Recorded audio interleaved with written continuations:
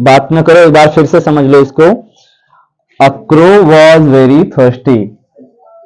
Accrue एक कौवा था, वॉज वेरी थर्स्टी जो बहुत प्यासा था।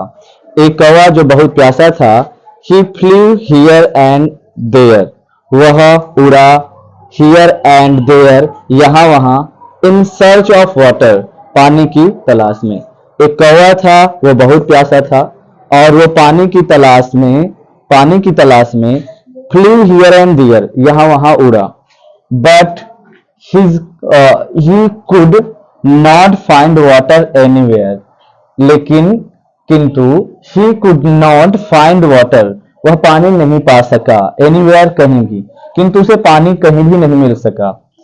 आफ्टर some time, कुछ देर बाद, he saw a picture, उसने एक घड़ा देखा। he went to the picture, वह घड़े के पास गया, and sat on it, और इस पे बैठ गया।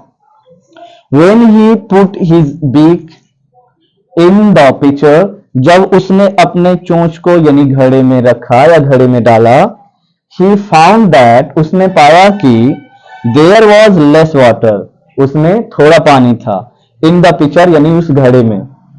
he tried much, उसने बहुत प्रयास किया, अधिक प्रयास किया, to turn the pitcher, उस घड़े को पलटने के लिए, but he could not do so, लेकिन वो ऐसा नहीं कर सका।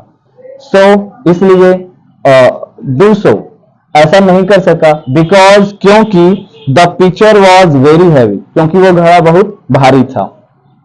at last अंत में, he thought, उसने सोचा, a trick, एक आइडिया, अंत में उसने जो है एक चालाकी सोची, एक जो है उसको विचार आया।